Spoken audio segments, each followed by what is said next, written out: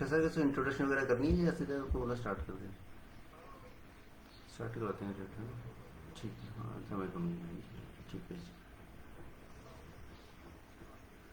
जी जी ठीक।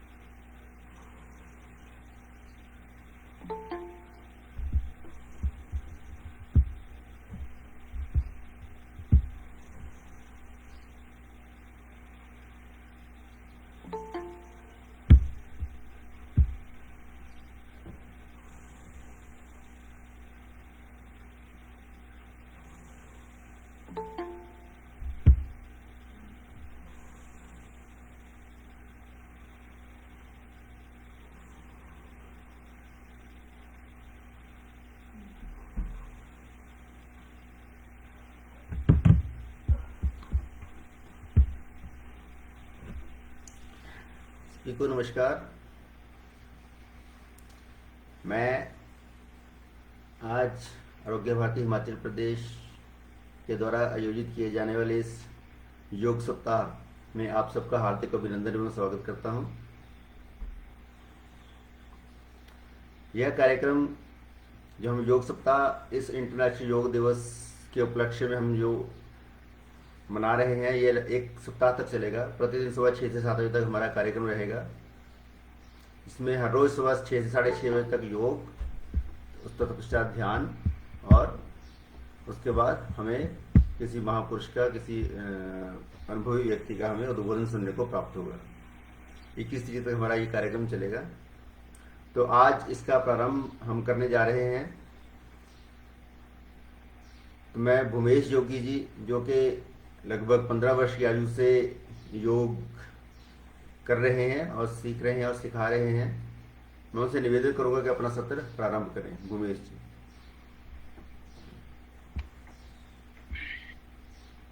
सभी को नमस्कार। सभी अपने अपने स्थान पे किसी भी एक आसन में बैठ जाएंगे। सुखासन, पद्मासन, वज्रासन में हाथों को ध्यान मुद्रा में रखेंगे। उंगली को मिलाना है, 3 उंगलियां सीधी, अंगूठे के साथ पीठ सीधी रखना। 3 बार ब्रह्मनाद का उच्चारण करेंगे। लंबा गहरा श्वास भरना, छोड़ते हुए उच्चारण करना। श्वास भरिएगा। 1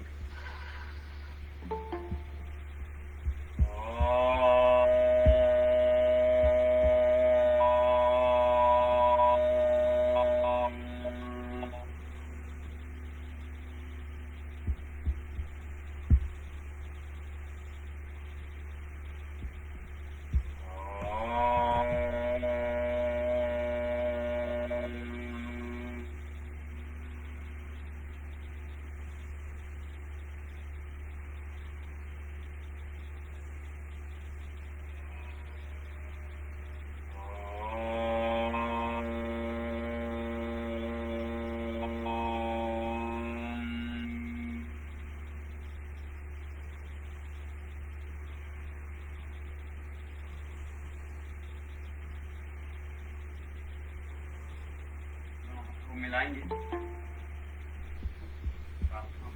बोलेंगे संगच्छध्वं संवदध्वं संभो मनासि जानतां सेवाभागं यथा पूर्वे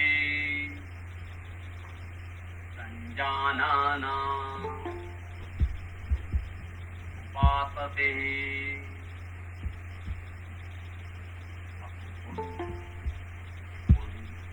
आसन छोड़ दें। सबसे पहले हम अभ्यास करेंगे सूक्ष्म व्यायाम का। सभी अपने स्थान पर सूक्ष्म व्यायाम के लिए खड़े होंगे। पैर मिलाइए, एड़ी पंजा मिलाइए, समझते प्राणायाम के साथ को व्यायाम करना है। श्वास भरते हुए एड़ी उठाना और श्वास अंदर भरना, शरीर ऊपर खींचना। एक तो सांस छोड़ना, एड़ी नीचे बैठाना, तीन में पंजा उठाना, एक चार, एक दो तीन चार, एक एड़ी उठाइए, सांस भरिए, दो छोड़िए, एड़ी वापस लीजिए, तीन पंजा उठाइए, चार। अगला अभ्यास घुटनों का। घुटनों के बल बैठना है, पेट सीधी रखना, श्वास अंदर भरना। एक दो एक दो एक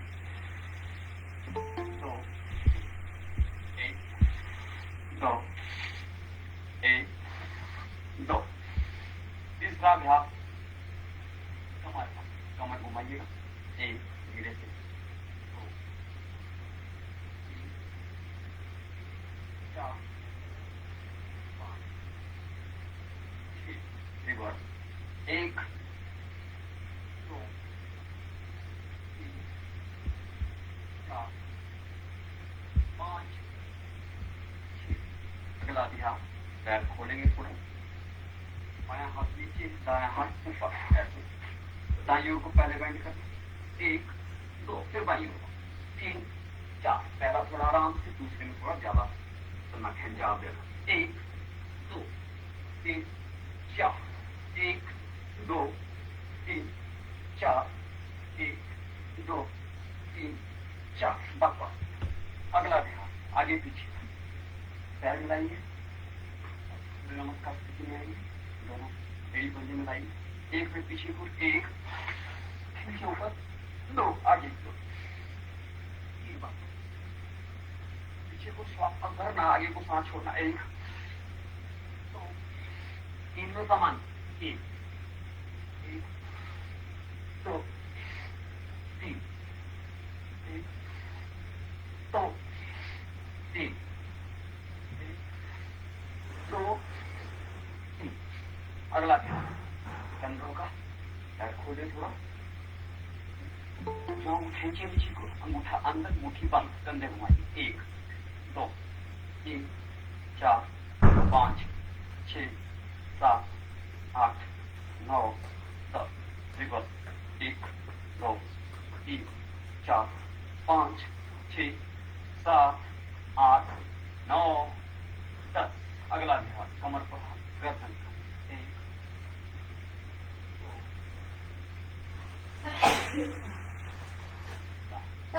रिवर्स, एक दो तीन चार। अगला ध्यान गर्दन पीछे को, श्वास मारना, खींचना। एक दो तीन, आगे की ओर, चार, एक दो तीन चार। अभी दाएं ओर, एक बेंड करना, सांस छोड़ना, दो, बाईं ओर, तीन चार, एक दो चार, और सांस छोड़ देंगे। तीन चार बार लंबा गहरा श्वास लेंगे और छोड़ेंगे। आसन के लिए हम तैयार होंगे। आसन तैयार करें।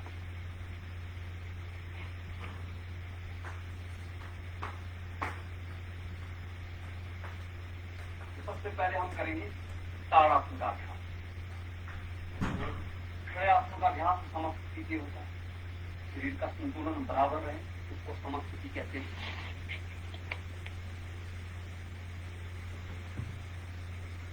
दोनों एड़ी पंजा मिलाइए, अकेले को हमारे जो साइड में जंगा है उनके साथ सीधा सटाना है, कंधे पीछे रखना, दृष्टि सामने, समस्ती तनाव भी आता है, खिंचाव जाता है, दोनों हमारे तलवों पर शरीर का संतुलन बराबर रहता है। ये तो समझती है। यहाँ पर ताड़ासन का अभ्यास करने पहला होने लीजिए एक बार, छोड़ दीजिए, सांस बढ़ते हुए दोनों भुजाओं को दाएं बाएं खोना, सांस बढ़ते हुए एक के साथ बराबर, दो अकेली आसमान की ओर, तीन सांस बढ़ते ऊपर, चार, पांच में पूर्ण स्थिति में आना। पूर्ण स्थिति में आने के लिए जमीन पर लगे रहना जाना, एडी से शरीर ऊपर खींचना, जंघों को खींचना, पाइन को, रीढ़ की हड्डी को, मेरुदंड को खींचना, भुजाओं को खींचना, अपनी भुजाओं को सीधा करना, कोहनियों को, पूरा शरीर खींचिए। और इस स्थिति में जब पूरा खिंचाव ऊपर की ओर हमने शरीर को दिया हुआ, और यहाँ अपना आसन का जो वस्तु भाग है वो है आसन की पूर्ण स्थिति।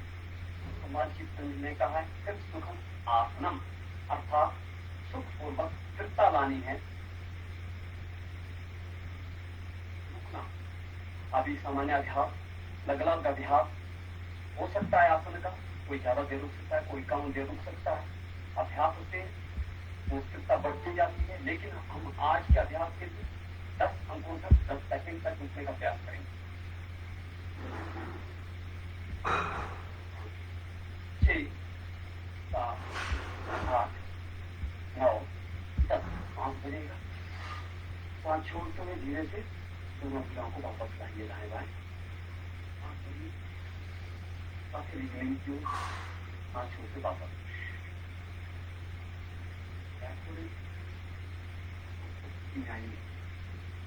और सामान्य करिए श्वास को।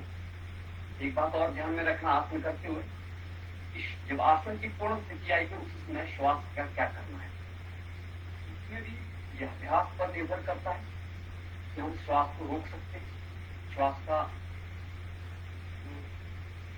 प्रश्वास का संचालन है उसको चलने दे सकते हैं। लेकिन अभ्यास के लिए हम आज के अभ्यास के लिए जिनका अच्छा अभ्यास है उनके लिए कह रहा हूँ, प्राणायाम का अच्छा अभ्यास है, वो श्वास को रोक सकते हैं, बाहर रोक सकते हैं, अंदर रोक सकते हैं, आसन पर निर्भर करता है कैसे। बाकी सभी श्वास को सामान्य रूप से चलने, लंबा चलने देना, चलने और छोड़ते रहना, बात का ध्यान रखना। इस सूचना में सभी आसनों के लिए आपको बता रहा हूँ। अगला अभ्यास करेंगे हम उत्कट आसन। हम स्थिति में पुनः आएंगे, एड़ी मिलाइए, पंजाबी उत्कट आसन। श्वास भर के दोनों भुजाओं को सामने उठाना, एक कंधे के समानांतर दोनों भुजाओं को खोलना, भुजाओं को आगे खींची, दो में कुर्सी में बैठते हैं, नितंबों को नीचे बैठाना, घुटनों के बल बैठ जाना। तनाव आएगा हमारे थाई मसल से, काफ मसल हमारे मजबूत होंगे, हिप जॉइंट से ज्यादा घुटनों के जोड़ों पे आएगा और एंकल जॉइंट पर, क्योंकि जोड़ के लिए बहुत ही उपयोगी आसन है। स्थिरता लाएंगे, 1, 2, 3, 4, 5, 6, 7, 8, 9, 10। श्वास भरेगा,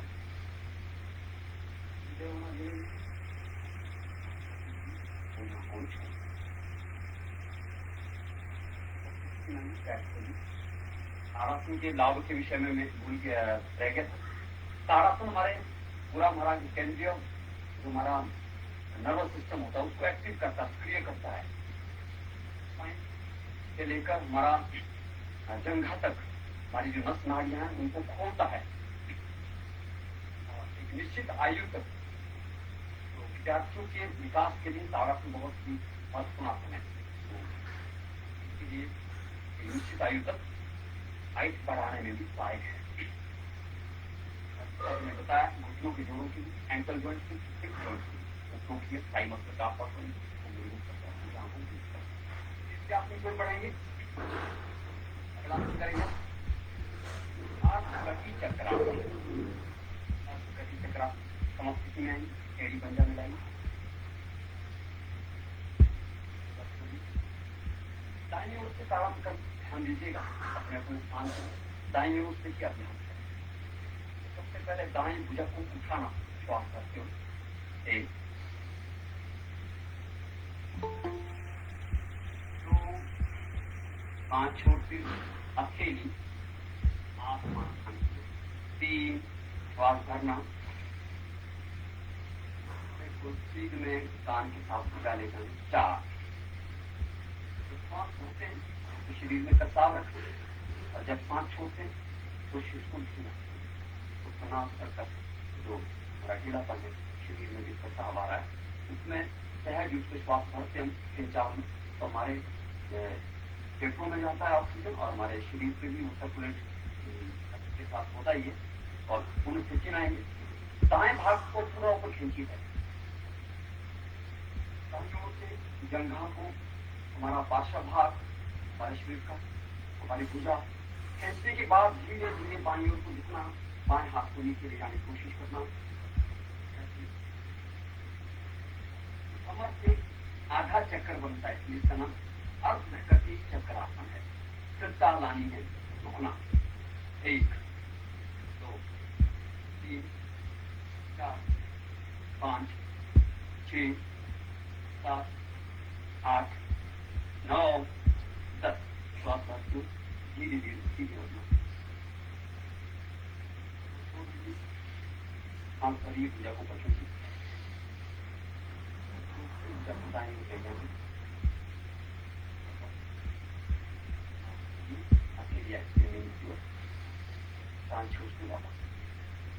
हम अनुभव करेंगे पूरा हमारा दक्षिण भाग है शरीर का वो बहुत सक्रिय हुआ है, इसलिए कटी कमर में सबसे ज्यादा तनाव आता है, इसलिए पूरा सक्रिय करता है हमारे पार्श्व भाग को, शरीर को। तो इसी तरह से हमारा दाईं ओर सक्रिय, उस तरह बाईं ओर सक्रिय करना है तो बाईं ओर से करना है अर्धकटी चक्रा। बाईं ओर से करेंगे, 1 2 अकेले आसमान,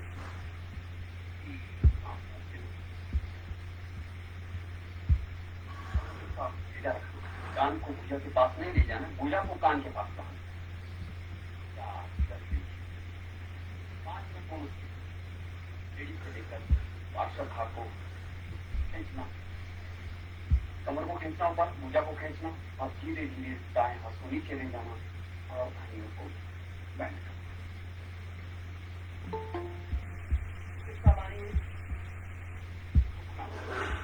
एक सीना उठा के रखना है, 2 3 4 5 6 7 8 9 10 श्वास करते हुए धीरे धीरे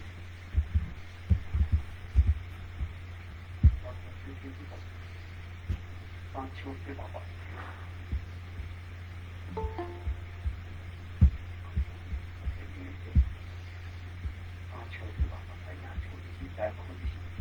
एक आसन के बाद शरीर को रिलैक्स देना होता है, लानी है, उसके लिए 3-4 बार लंबा गहरा श्वास भरना। आसन को जाते हुए और आते हुए ये क्रिया हमारी धीरे होनी चाहिए, इस बात का भी ध्यान रखना।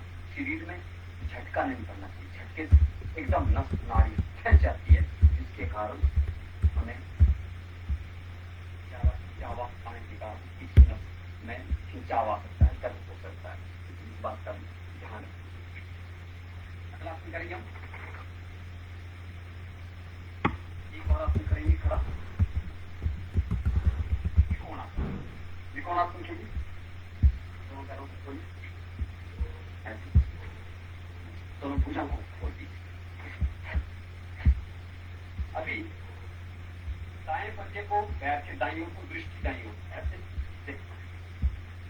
दाएं हाथ को, हमारा जो राइट हैंड है, इसको दाएं जो हमारा दाएं पैर की छोटी उंगली के पास ले जाना चाहिए। जब भी उठा के रखना, बाएं हाथ ऊपर रहना है, देखना ऊपर, धीरे धीरे करना और यहाँ स्थिरता लानी। त्रिकोण बनेगा, ट्रायंगल बनेगा, इसका नाम त्रिकोणासन है। और डायगोनली हमारे शरीर में खिंचाव आएगा, कमर पे आएगा, गर्दन पे आएगा, उसको महसूस करना, अनुभव करना और 10 तक रुकना। 1 2 3 4 5 6 7 8 9 10। धीरे से गर्दन सीधे करना चाहिए।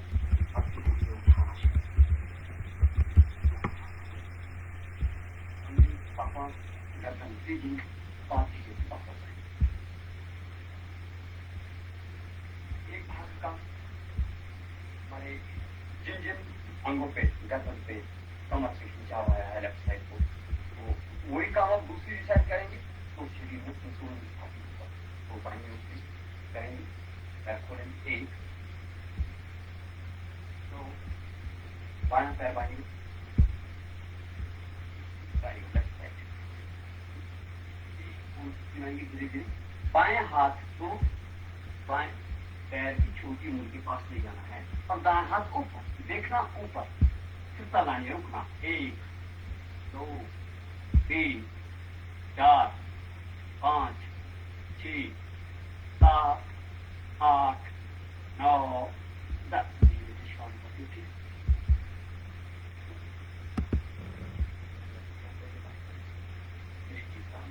पैर नहीं मिलाइएगा,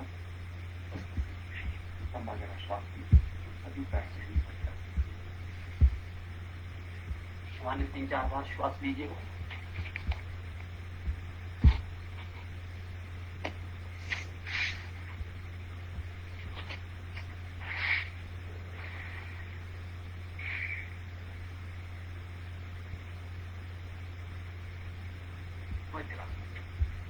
वज्रासन हमारे मंद अग्नि जो होती है, पाचन स्लो हो जाता है, उसके लिए बहुत उपयोगी आसन है।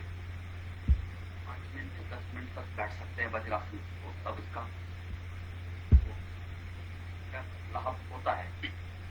वज्रासन जब पाचन तंत्र को सक्रिय करता है तो भोजन अच्छे से पचता है, जिसके कारण जो भोजन में जो चीजें हम लेते हैं वो अच्छे से पच जाती है और हमारे बॉडी के अंदर एडजस्ट हो जाती है। इसलिए वज्र इसका नाम इसलिए क्या है कि शरीर को, रीढ़ की हड्डी को मजबूत करता है। वज्र आसन कहा गया है। वज्रासन में कंधे हमारे पीछे रहने चाहिए, दोनों हाथ आगे, द्रोण मुद्रा में इस तरह से रखने।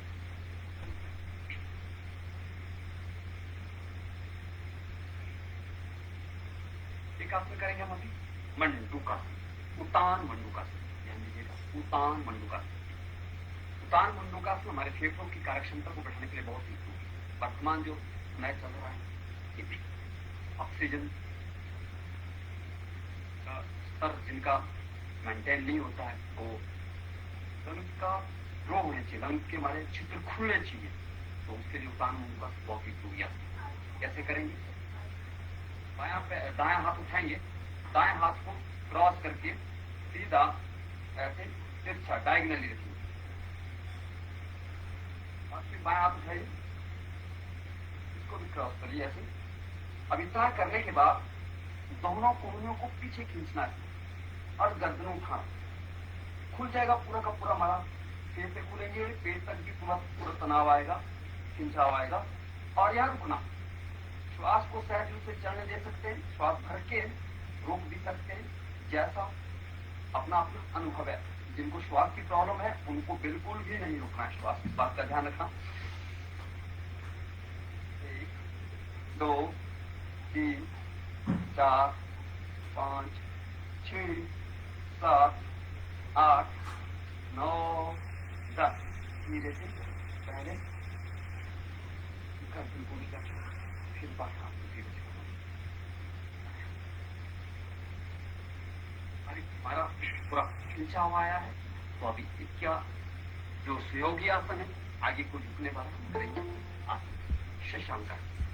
श्वास भरते हुए शरीर की आकृति खरगोश की तरह बन, जिसको शशांकासन कहते हैं। श्वास भरते उठाइए, कमर से ऊपर खींची, शीट्स को जितना उठा सकते हैं, थोड़ा सा घुटना खोल सकते हैं, ऐसे छोड़ते हुए धीरे से आगे लीजिए, आगे ले जाइए। जैसे आप नीचे गर्दन लगाने की कोशिश करिए, नितंबों को उठने ना दें, रिलैक्स लाइए, पूरा कंधों से खिंचाव आएगा, सर्वाइकल नर्व से पूरा खिंचाव आएगा, पेट पे प्रेशर पड़ेगा। 1 2 3 4 5 6 7 8 9 10। धीरे धीरे भुजा को वापस लाइए, आसपास के ऊपर खींचिए, घुटने मिला लीजिए, सांस छोड़ते वापस शशांक आसन कॉन्स्टिपेशन के लिए उपयोगी है, पेट में प्रेशर पड़ता है, कब्ज को दूर करता है।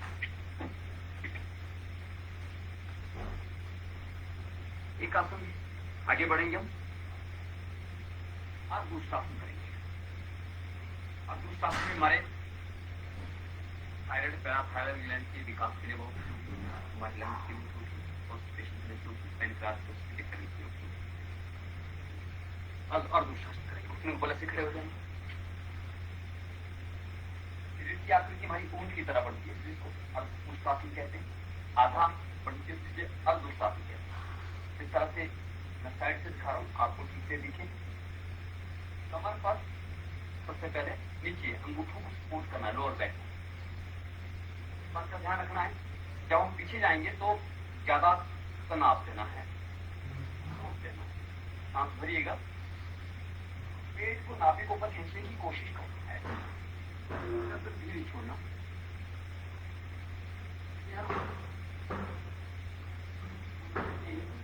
श्वास को सामान्य चलने दे सकते हैं।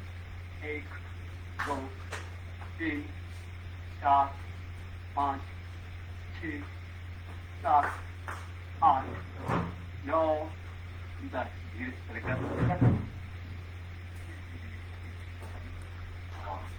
बैठ जाना बचा। इसके अतिरिक्त सर्वाइकल की प्रॉब्लम के लिए बहुत अच्छा है, जो मसल होते हैं उनको खोलता है और सर्कुलेशन ठीक होता है सर्वाइकल नर्व पर, रीढ़ की हड्डी को लचीला बनाता है, हिप्पो के लिए तो बहुत उपयोगी है।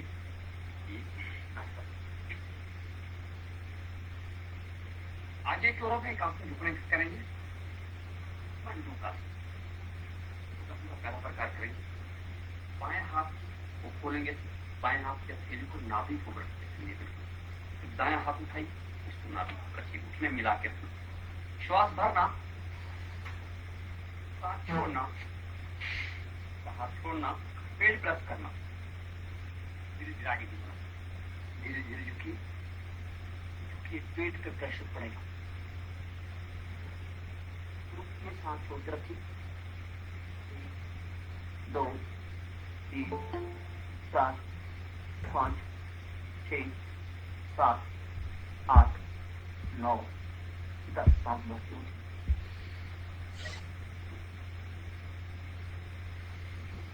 सांस छोड़ दीजिए, सामान्य स्थिति। ये मुंडूकासन सबसे महत्वपूर्ण आसन है, हमारे पेट को ठीक रखता है। पेट ठीक है तो हम काफी हद तक हम स्वस्थ रहते हैं, इसलिए पेट ठीक रहना चाहिए, पाचन हमारा ठीक होना चाहिए, कब्ज नहीं रहनी चाहिए, गैस नहीं रहनी चाहिए। तो ये मंडूकासन उसके लिए बहुत उपयोगी। पुनः करेंगे, 3 बार करेंगे। सांस छोड़िए, पेट को प्रेस करिए, सांस छोड़ते आगे झुकिए धीरे धीरे।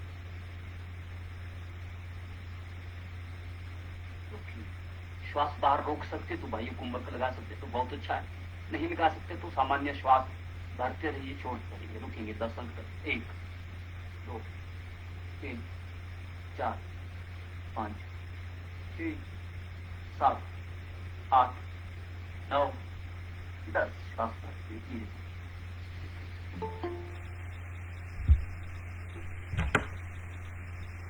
एक बार सुना करेंगे, सांस भरिएगा, लंबा गहरा श्वास भरिए, सांस छोड़ना, पेट को प्रेस करना, धीरे धीरे आगे झुकना।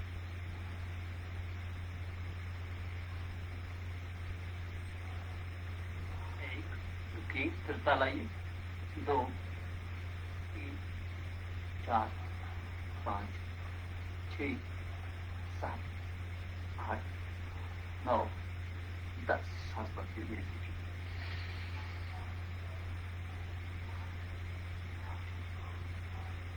एक बात आसन करते से मैं ध्यान में रखनी है, शरीर को तो हम काम में लगाते हैं आसन में, तो मन को भी काम में लगाना होता है। जब आसन की पूर्ण स्थिति होती है, शरीर के जिस भाग पे, उस आसन पे, किसी भी आसन पे, ये सब आसनों के संदर्भ में कह रहा हूं, जब हम अभ्यास कर रहे हैं, तो जब वहां खिंचाव आ रहा है, तनाव आ रहा है, सबसे ज्यादा वहां जिस स्थिति में पहुंचता है, जैसे अभी हम मंडूकासन करते हैं, तो पेट में सबसे ज्यादा प्रेशर पड़ रहा है, तो अपने मन को वहां लगाना है, वहां एकाग्र करना है, और वहां शीतलता धीरे धीरे मन से शीतलता लानी है, अर्थात उसको रिलैक्सेशन लानी है, उस भाग को जहां तनाव आ रहा है, ये भाग बात ध्यान में रखना। आसन करते हुए जब हम आसन का अभ्यास कर रहे हैं, किशोर जी, महर्षि पतंजलि ने सूत्र में बताया। अच्छा, आपका कार्यक्रम रहेगा 18, 19, 20, 30। सुखासन बैठे, सुखासन या पद्मासन में बैठ सकते हैं, सुबह 6 से 8। पद्मासन बैठ, नहीं लिंक रहेगा, आपको लिंक चल रहा है वो छोड़ कार्यक्रम। करके दाएं जंघा की बाईं जो वैसे लट जंघा के ऊपर, फिर बाईं जंघा को, बाएं पैर को दाएं जंघा को रखना। अगर ये नहीं कर सकते, सुखासन कर सकते, इस तरह से चक्कर के पास अपनी बाईं एड़ी ऊपर दाएं एड़ी और खोल के रखना। इस स्थिति में हम बैठ सकते हैं, जिसको जो सुविधा है अपने सुविधा के अनुसार, शरीर के अनुसार बैठ सकते हैं।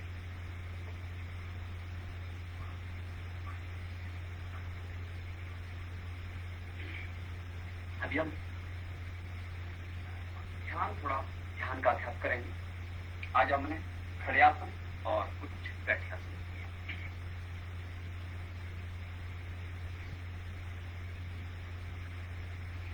ध्यान मुद्रा में, ध्यान के लिए ध्यान मुद्रा, ज्ञान मुद्रा भी कहते हैं। हमारे जो इंडेक्स फिंगर है और अंगूठा, उसको जोड़ना है ऐसा, और 3 उंगलियां सीधी और इसको घुटने पर रखना है, पीठ सीधा रखना, गर्दन में तनाव नहीं रखना, सहज रखना। पहले मैं कुछ सूचनाएं बता देता हूँ, सूचना के बाद हम अपने अपने स्थान की आंखें बंद कर देना, सूचना को सुन क्रम से हम ध्यान करेंगे। सबसे पहले हम ओम का उच्चारण करेंगे। ओम का उच्चारण करने के बाद हम अपने श्वासों की ओर ध्यान एकाग्र करेंगे। श्वास अगर हमारी नियंत्रित हुई तो हमारा मन नियंत्रित होता है, महर्षि पतंजलि योग दर्शन में कहते हैं। इसलिए श्वास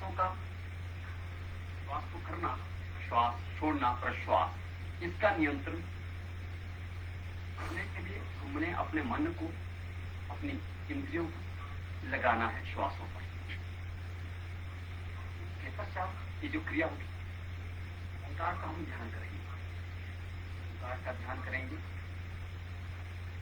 सूचनाएं दूंगा, उन सूचनाओं का हमने अपने अपने स्थान पे पालन करना।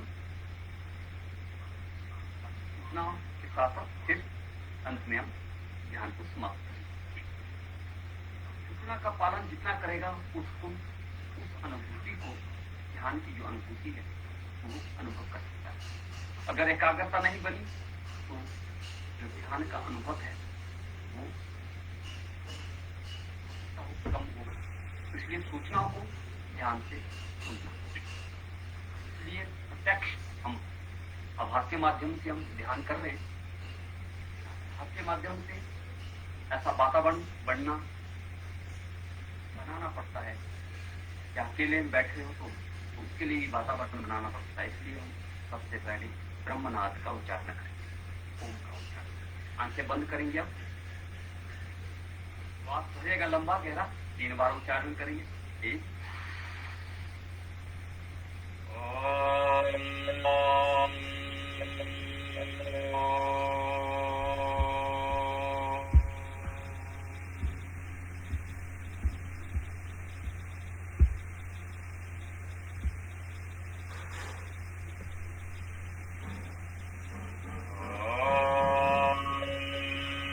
ओम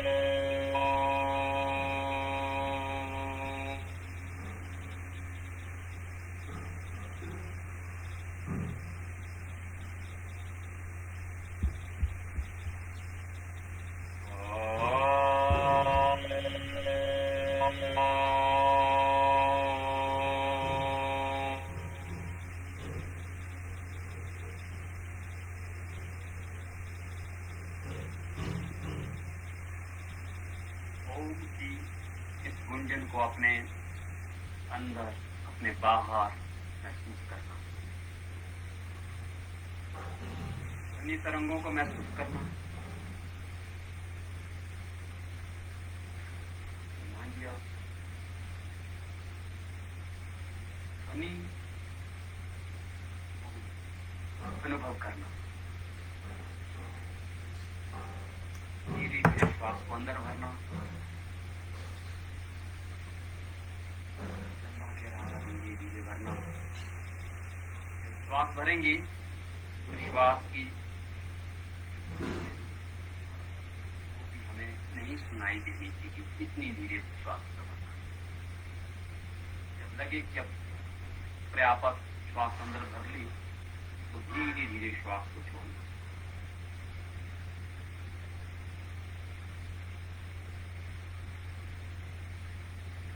सांस भरते हुए अनुभव करना, प्राण ऊर्जा को अपने अंदर भर रहा हूं। सांस छोड़ते हुए अनुभव करना कि अंदर से जो वेस्टेज है, गंदगी है, वो बाहर निकाल रहा हूं।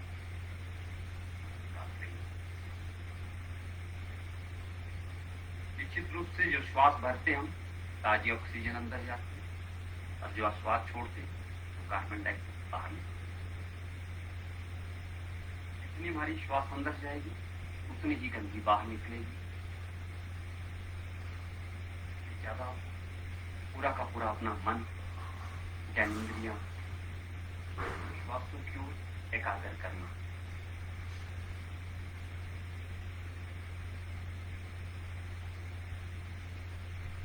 इस ध्वनि को अनसुना करना है। नियंत्रण अपनी श्वासों की ओर करना, श्वास भरते हुए ऊर्जा महसूस करना, छोड़ते हुए अंदर की जो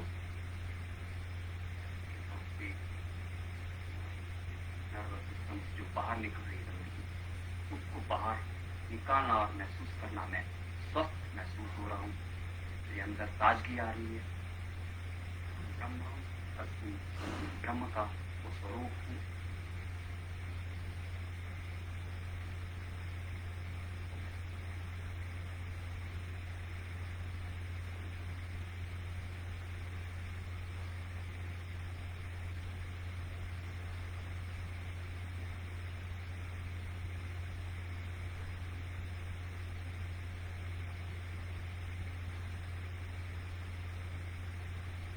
ब्रह्मनाथ को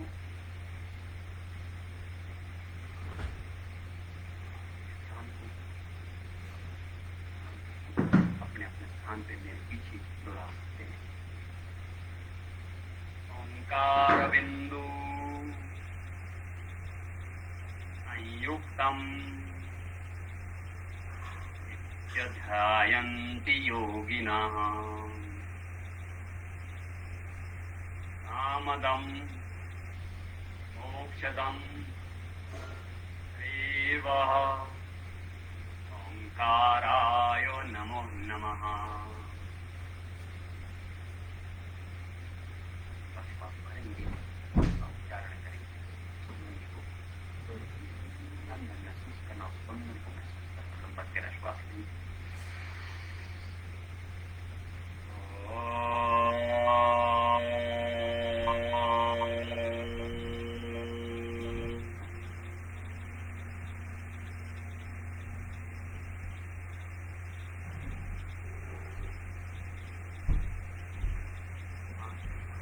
बंद ही रखना।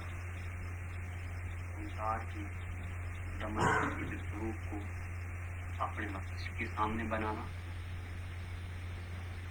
बंद रखते ही अपने दीजिए मित्रों से उसको देखने का प्रयास करना। ओंकार का स्वरूप बनाना।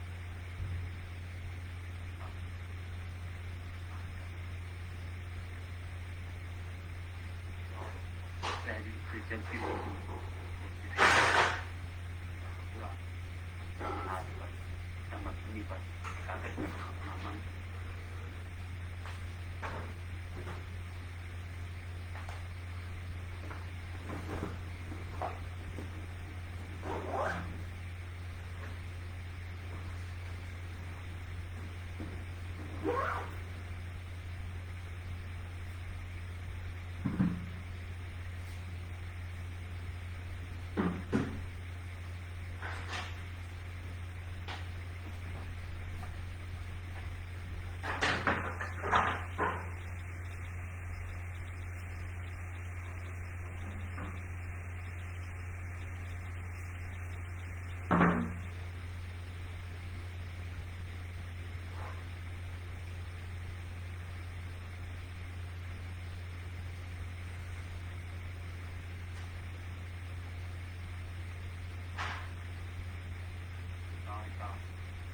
सुंदर स्वरूप जो अपने सामने बना हुआ है उस पर हम काफी किए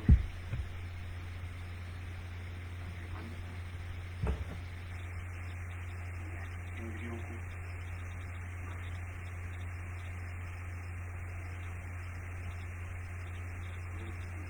सच्चिदानंद स्वरूप उसी ओंकार में है।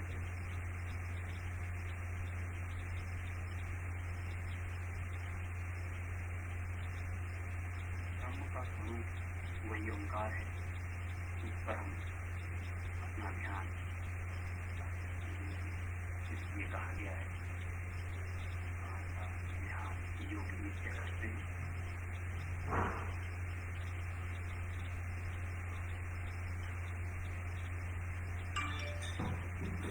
एक बार लंबा ओम का उच्चारण करेंगे, श्वास भरेंगे।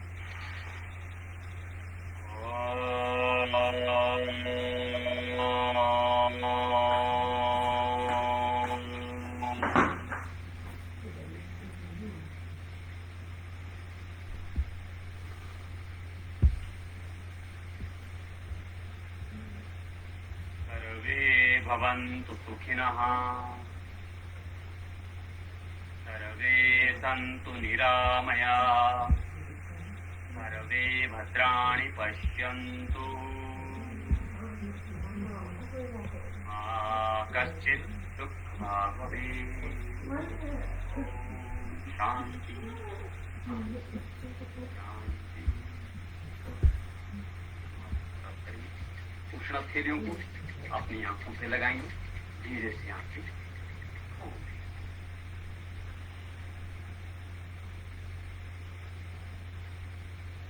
प्रणाम करेंगे। साथ आज की योग साधना को हम भगवान शिव जी ने योग विद्या को सृष्टि को दिया, उनके चरणों में समर्पित करते शरणागत श्वास भरी पूरा तनाव हुआ है, लज्जा हुआ है, उसको रिलैक्स करते हुए आगे झुकिए।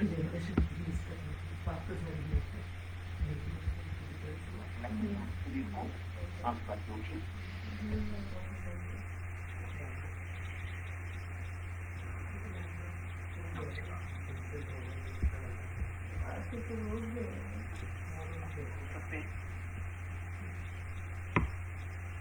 आज का जो योग सत्र है उस समाप्त हो आगे बढ़ेंगे। डॉक्टर साहब जी धन्यवाद भूमेश जी, बहुत ही ज्ञानवर्धक और सुंदर योग सत्र आज का रहा। समय को ध्यान रखते हुए अब मैं सीधे डॉक्टर ईश्वर चंद्र जो कि आरोग्य भारती पंजाब के पदाधिकारी हैं, आयुर्वेदाचार्य हैं, योग का बहुत सुंदर ज्ञान रखते हैं, उनसे निवेदन करूंगा कि आज हमें योग के महत्व पर हमारा मार्गदर्शन करें। डॉक्टर ईश्वर चंद्र। धन्यवाद। सभी को यथोचित अर्थपूर्ण अभिवादन, नमस्ते।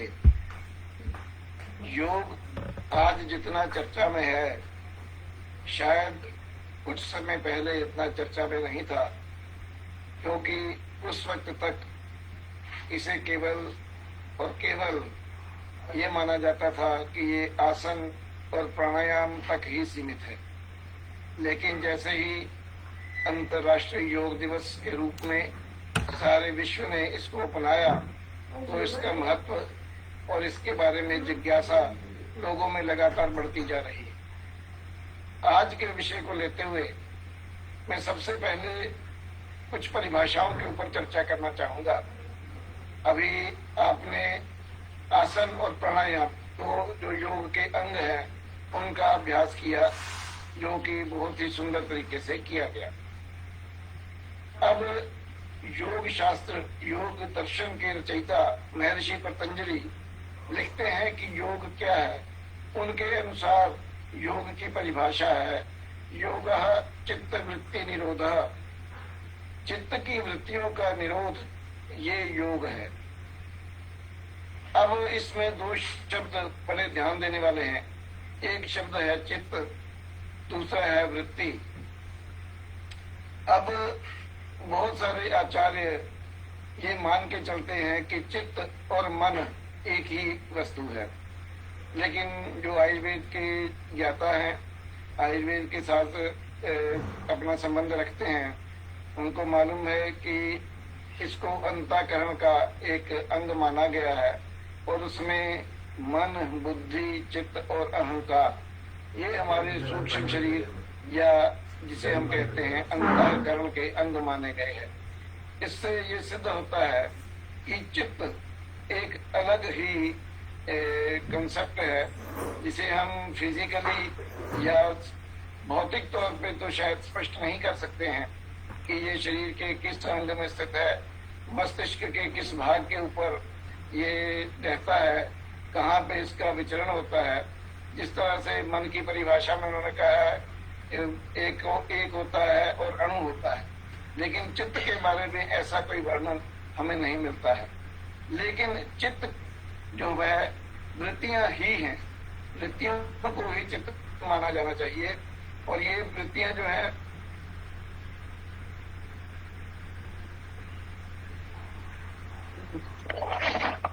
वृत्तियां मानी है, जो 5 तरह की वृत्तियां जो हैं चित्त के अंदर हैं, जिनका कि हमें निरोध करना है। मैं निरोध शब्द के ऊपर भी आऊंगा, लेकिन पहले परिभाषा के तौर पे वो 5 जो वृत्तियां हैं उनके बारे में थोड़ी सी बात करना चाहूंगा। उनमें है प्रमाण, विपर्य, विकल्प, निद्रा और स्मृति। ये बहुत गहन अध्ययन और इसके स्पष्टीकरण बहुत से हमारे जो योगाचार्य हैं, जो हमारे महर्षि कह गए हैं, उनके ऊपर जो टिप्पणीकार हैं, उनकी ये जिम्मेवारी बनती है कि आम लोगों के लिए इनका अर्थ स्पष्ट करें, ताकि किसी तरह की कंफ्यूजन, क्योंकि जब तक हम भ्रम में रहेंगे हम अपना ध्येय प्राप्त नहीं कर सकते। और योग का ध्येय, अंतिम लक्ष्य जो हमारा मोक्ष का है, क्योंकि युज धातु से योग बनता है, आत्मा और परमात्मा का मिलन, जिसे हम कहते हैं कि बंधनों से मुक्त भौतिक शरीर, सूक्ष्म शरीर, अंतःकरण से जब मुक्त होकर आत्मा परमात्मा में मिलता है, वो योग है। उसके लिए जो हम विधि अपनाते हैं उसका वर्णन योग दर्शन में है। अब ये 5 वृत्तियां हैं। इन 5 वृत्तियों के भी उन्होंने 2 तरह के प्रकार, क्लिष्ट और अक्लिष्ट, ये बताए हैं। ये अध्ययन और चर्चा का विषय है। इनके ऊपर गहन चर्चा अंतर्राष्ट्रीय योग दिवस के इस उत्सव रूपी कार्यक्रम के समाप्त होने के बाद हमें बार बार करनी चाहिए। हम लोग क्योंकि गृहस्थ में हैं, व्यवसाय में हैं, हमारा अध्ययन और हमारा प्रत्यक्ष अनुभव उतना नहीं होता, तो मैं अनुरोध करूंगा कि आगे से जब कभी भी ऐसा कोई कार्यक्रम हम चर्चा का रखें, तो जो प्रत्यक्षदर्शी हैं उनको ढूंढकर वो हमारा मार्गदर्शन कर सकें, ऐसा भी प्रयास चलता रहना चाहिए। अब इसमें एक शब्द आया है चित्त वृत्तियों का निरोध। अब निरोध शब्द क्या है? अब निरोध को अगर हम शाब्दिक रूप में या जो परिचलन में जो इसका अर्थ है वो है रोकना। अब अगर आप वृत्तियों को रोकते हैं तो क्लिष्ट और अक्लिष्ट, अब इसमें वृत्तियां अगर रुक जाएंगी तो आपका आगे ध्यान और समाधि की तरफ कैसे बढ़ना होगा। तो उसमें जो निरोध शब्द है उसका मतलब नियंत्रण। जो वृत्तियां हमें अपने मार्ग से विमुख करती हैं उनको रोकना, और जो वृत्तियां जैसे सत्य का पालन है, यम और नियम है, अहिंसा का पालन है, अस्तेय का पालन है, ये जो वृत्तियां हैं इनको हमको बढ़ाना है, उनको रोकना है, उनको नियंत्रण में करना है। नियंत्रण शब्द यहाँ निरोध का अर्थ है, ना कि इसको हमें ये मानना चाहिए कि निरोध का शब्द रोकना ही है। क्योंकि अगर हम सभी वृत्तियों को रोक देते हैं तो हमारा कोई भी कार्य आगे नहीं बढ़ सकता। जब हम धारणा, ध्यान और समाधि की अवस्था में जाते हैं तब हमें कोई भी विषय हमारे ध्यान में नहीं होता है। केवल और केवल मात्र जो परमात्मा के साथ मिलन होता है, सारे विषय छूट जाते हैं। उस वक्त को हम समाधि कहते हैं। संप्रज्ञान समाधि है, सपज्ञान समाधि, ये शब्द बहुत चर्चा में तो है, लेकिन इसके बारे में प्रत्यक्ष अनुभव नहीं है। तो हम लोगों को जो हम योग दिवस के ऊपर इस योग की तरफ सारी जनता का ध्यान अपना रहे हैं, उसके साथ साथ ये भी कोशिश करना चाहिए कि जो यम नियम, जो प्रथम सोपान है हमारे योग के, उनमें जो 5 यम और 5 नियम हैं, उनके बारे में भी हमारी चर्चा करनी चाहिए। और मुझे लगता है कि आगे आने वाले दिनों में इनके ऊपर भी चर्चा होगी, क्योंकि प्राणायाम और आसन ये दुनिया में बहुत ज्यादा प्रतिष्ठा पा चुके हैं। अभी प्राणायाम के बारे में भी कुछ भ्रम हम लोगों में है। वो भ्रम ये है कि जब हम तेजी से सांस लेते हैं, ऑक्सीजन को ज्यादा लेते हैं, तो उसे हम प्राणायाम कहते हैं। हम कितना प्राण वायु, जिसका नाम ऑक्सीजन दिया गया है, वो लेते हैं, तो प्राण वायु को ज्यादा ग्रहण कर पाना वो प्राणायाम है। ये शारीरिक तौर पर तो ठीक हो सकता है, शारीरिक क्रियाओं को उचित रख सकता है, लेकिन मेरा ये मानना है कि जब हम अपने शरीर को बिना ऑक्सीजन के रहना सिखा देते हैं, उसको हम प्राणायाम बोलते हैं।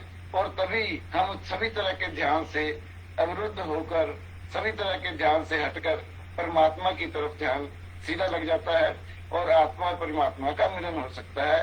क्योंकि चित्त की वृत्तियों को, मन को रोकने के लिए प्राणों का उपयोग के ऊपर बहुत महत्वपूर्ण बातें महर्षि पतंजलि ने कही हैं। क्योंकि हमने ये सुना होगा कि पुराने जब ऋषि मुनि हुआ करते थे, वो बहुत बहुत देर तक, हजारों सालों तक तपस्या किया करते थे। और ये एक बात सर्वविदित है कि जब आदमी समाधि में होता है तब उसकी हार्ट बीट और रेस्पिरेशन वो ऑलमोस्ट 0 होती है। इट मीन्स कि उसकी ऑक्सीजन कंजम्पशन जो है वो बहुत कम हो जाती है। तो इससे ये सिद्ध होता है कि जो एरोबिक एक्सरसाइज की तरह प्राणायाम को सिद्ध करने का प्रयास किया जा रहा है, कहीं ना कहीं वो हमारे कंसेप्ट को डाइल्यूट तो नहीं कर रहा, या हम मिथ्या ज्ञान की तरफ तो नहीं जा रहे। इसके बारे में भी हमें ध्यान देना पड़ेगा। क्योंकि जो कुछ हठ योग की क्रियाएं हैं, चाहे वो भस्त्रिका है, चाहे वो अनुलोम विलोम है, चाहे वो कपालभाति है, इसमें हम अपनी रेस्पिरेशन रेट को बढ़ाकर ऑक्सीजन की कंजम्पशन बॉडी में बढ़ाना चाहते हैं। उससे ये बात मानी जा सकती है कि जो बॉडी के भौतिक शरीर है उसमें जो कोशिकाएं हैं, उनमें जब ऑक्सीजन पहुंचती है, उनका चयापचय जो है वो बहुत अच्छी तरह से होता है। लेकिन क्योंकि चयापचय को रोककर इन सारी क्रियाओं को स्थिर करते हुए हमें जो सूक्ष्म शरीर की तरफ जाना है, और सूक्ष्म शरीर से ही जो मन, बुद्धि, अहंकार और चित्त, इनके द्वारा ही हम परमात्मा को प्राप्त कर सकते हैं। तो इन सब बातों की तरफ ध्यान देना हमें पड़ेगा। और लेकिन जो चित्त और ये वृत्तियां हैं, ये वृत्तियां जो है सभी के लिए ये मानने वाली बात है कि इनसे जो निरोध करना या इनको कंट्रोल करना बहुत आसान काम नहीं है। श्री कृष्ण जी ने भी कहा है कि कैसे हो सकता है, मन का नियोजन हम कैसे कर सकते हैं। उन्होंने कहा अभ्यास या वैराग्य। वैराग्य हमारे पूर्व जन्मों के कर्मों की वजह से अचानक या किसी किसी को प्राप्त होता है, कईयों को जन्म से होता है, जिन्हें हम महापुरुष कहते हैं, जिनके पीछे सारी दुनिया चलती है, जिनकी संसार में पूजा भी की जाती है, उनको हम महात्मा संत ऐसे लोगों की श्रेणी देते हैं। और दूसरा है अभ्यास। हम जो शरीर इस सांसारिक क्रियाकलापों में, व्यवसायों में और इन सभी अर्थों में घुसे हुए जो लोग हैं, हमें अभ्यास ही करना पड़ेगा। और ये बहुत अच्छा उपाय है जो आरोग्य भारती हिमाचल की तरफ से सभी के साथ मिलकर किया जा रहा है। और अभी आसन प्राणायाम हमने बहुत उत्तम तरीके से किए हैं।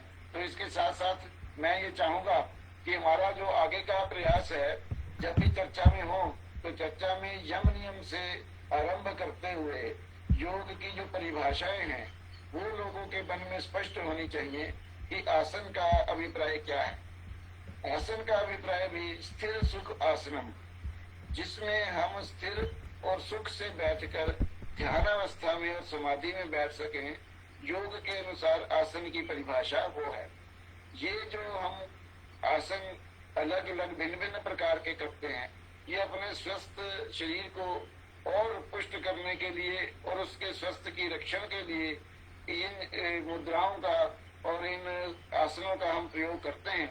और ये ज्यादातर जो आसन हैं ये हठ योग में बताए गए हैं। लेकिन इन क्रियाओं के अंदर हमारा शारीरिक विकास या शारीरिक स्वास्थ्य का तो लाभ होता है, लेकिन जो योग का ध्येय है, जो असल में हमें योग की तरफ बढ़ना है, उसकी तरफ भी हम बढ़े। तो इसका साथ साथ हमें एक्सप्लेन कर देना चाहिए कि ये केवल और केवल मात्र इस बात को ही योग मानकर हमें यहीं तक अपने योग को स्थिर नहीं करना है, यहीं तक योग का कार्यक्रम नहीं रोकना है, इसके आगे भी।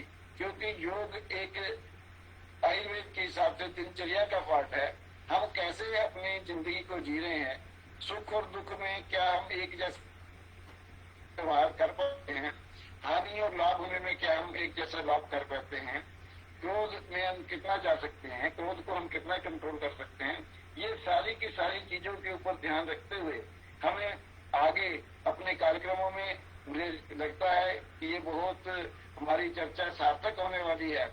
तो आज मुझे इस कार्यक्रम में बोलने के लिए आमंत्रित किया गया, तो मैं अपने विचार आज यहीं समाप्त करूंगा, ताकि समय को हम देखते हुए आगे बढ़ते रहें। और कल को हम आपके साथ फिर जुड़ेंगे। बहुत बहुत धन्यवाद। धन्यवाद डॉक्टर ईश्वर जी। योग के महत्व, योग की विशेषता और योग के विषय में आपने जो जानकारी दी उसके लिए आपका बहुत बहुत धन्यवाद। वैसे तो योग सदियों पुरानी एक विधि है जिससे हम अपने आप को स्वस्थ रखते हुए आते हैं, लेकिन आज के परिप्रेक्ष्य में जैसे जो हमें आज इतिहास या हिस्ट्री प्राप्त हो रही है, उसमें तो ये लिखा गया कि योग 5,000 वर्ष से इस विश्व में इसको हम अपनाते हुए, इसका पालन करते हुए चले आ रहे हैं। इंदोस कहते हैं ना, ऋग्वेद में इसका सबसे पहले वर्णन मिला था। इंदो सरस्वती सिविलाइजेशन जो है, सभ्यता था, तब से इस योग को अपनाते हुए लोग अपनी जीवनचर्या में इसका एक भाग बनाते हुए इसका पालन कर रहे हैं। तो आज का कार्यक्रम जो हमारा योग का प्रथम दिन, योग सप्ताह का प्रथम दिन जो हम विश्व योग दिवस के उपलक्ष्य में मना रहे हैं, इसका एक प्रथम दिन था। आप सबने इसमें भाग लिया। हमारे जो रिसोर्स पर्सन थे, भूमेश जी, डॉक्टर ईश्वर जी, आपने अपने कीमती समय निकाला, उसके लिए आप सभी का बहुत बहुत धन्यवाद। कल भी हम सुबह इसी समय 6 बजे से 7 बजे तक पुनः इस योग साधना के शिविर में उपस्थित होंगे। तो परंपरा के अनुसार हम अपने कार्यक्रम का समापन करते हैं, तो शांति मंत्र से हम इसका समापन करेंगे। सब लोग अपनी कल कौन रहने वाले हैं चर्चा में? कल चर्चा में डॉक्टर केशव जी रहने वाले हैं चंबा से, और योग आसन के लिए भूमेश जी ही रहेंगे। तो शांति मंत्र के साथ हम अपने कार्यक्रम का समापन करेंगे। सब लोग अपनी पीठ सीधी करके बैठ जाएंगे। सबसे पहले ओम का उच्चारण, तत्पश्चात शांति मंत्र।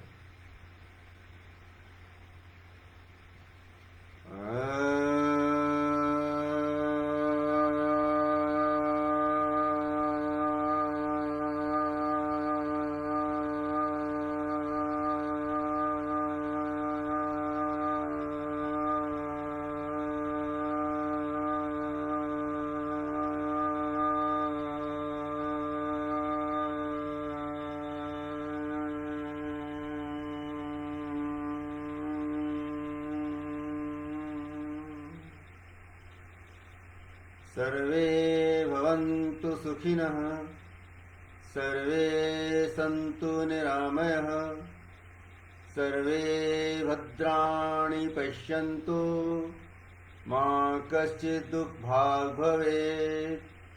ॐ द्यो शान्तिः, अन्तरिक्षं शान्तिः, पृथिवी शान्तिरापः शान्तिः, औषधयः शान्तिः, वनस्पतयः शान्तिः, विश्वे देवः शान्तिः, ब्रह्मः शान्तिः, सर्वं शान्तिः, शान्तिरेव शान्तिः, सा मा शान्तिरेधि।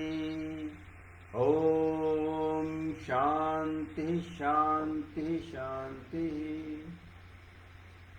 आप सभी ने इस कार्यक्रम में समय निकाला, सभी का धन्यवाद। नमस्कार।